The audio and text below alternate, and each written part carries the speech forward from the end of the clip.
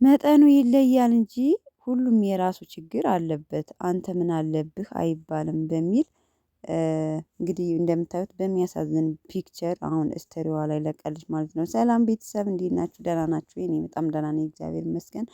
ባላችሁበት ሰላማችሁ ብዝት ይበልልኝ።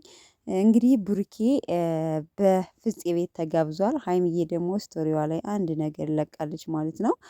ብሩኬ ዛሬም በነገራችን ላይ ፕራንክ ተደርጓል። እንግዲህ ፍፄ በጣም የሚወደው ጓደኛ ነው። ተመትቻለሁ ብሎ ሄዶ በር ላይ ወድቆበት በጣም ደንግጦ ፕራንክ ተደርጓል ማለት ነው። እንግዲህ ካሜራማኑ ከኋላ ሆኖ እየተከተለ እየቀረጸ ነበረ።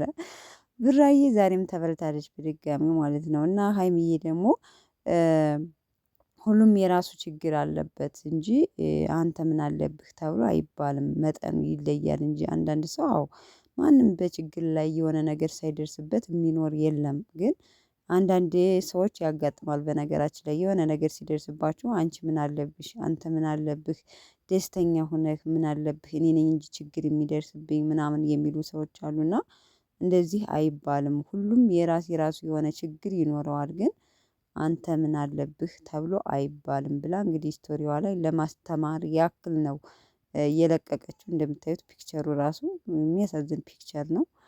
እና አንዳንድ አለ በነገራችን ላይ አንዳንድ ሰዎች የሆነ የሌላችሁም ዝም ብለው የሚባል የማይባልም የሚባል የሚሉት ነገር አለ። እና የሆነ ሀይሚ የምትባለውን ነገር ነው በነገራችን ላይ አንዳንዴ ከራሳችሁ ጋር የሚሄደውን ነገር ነው ለሰው የምታስተላልፉት። እና ሀይሚ የሚደርስባትን ነገር ነው እያስተላለፈችልን ያለችው እና አትበሉ እንደዚህ አይነት ነገር ነው ማለት ነው በጥቅሉ ያስተላለፈችው መልእክት ማለት ነው።